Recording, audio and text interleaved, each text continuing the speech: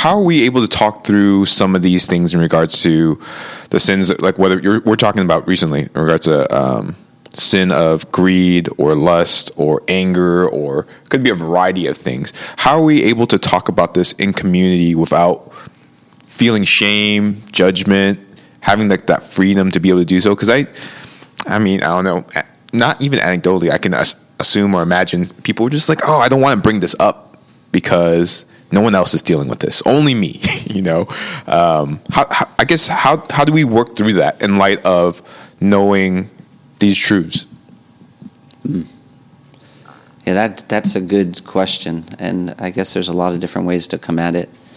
One reality is that part of why God put us in a community is so that we could get help, and so that we could be helpful, but also so that we could get help. And so if we only ever are willing to talk to each other about vague generalities, it is going to be hard for us to change, because we usually change in the specifics. So, I don't have too many husbands who come and I say, you need to love your wife. They're like, wow, I never thought about that before. Cherish and That's nurture. so radical.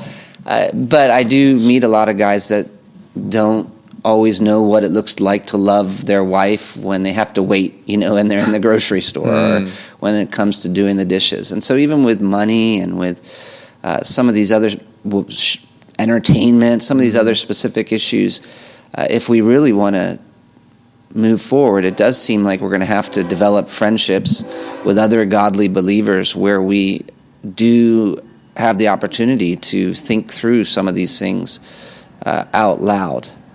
And so I think part of that, one, is going to require the person listening to actually listen and make sure they understand and remember the gospel, but also the person sharing that. How much do I really want to grow? Am I willing to possibly have somebody look down on me so that I can grow?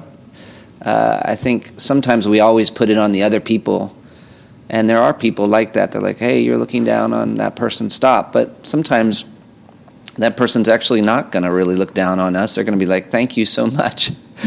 I struggle with that too. But we are not actually willing to even sort of get close to where someone might not see us as perfect. Yeah. Because that's somehow our biggest fear.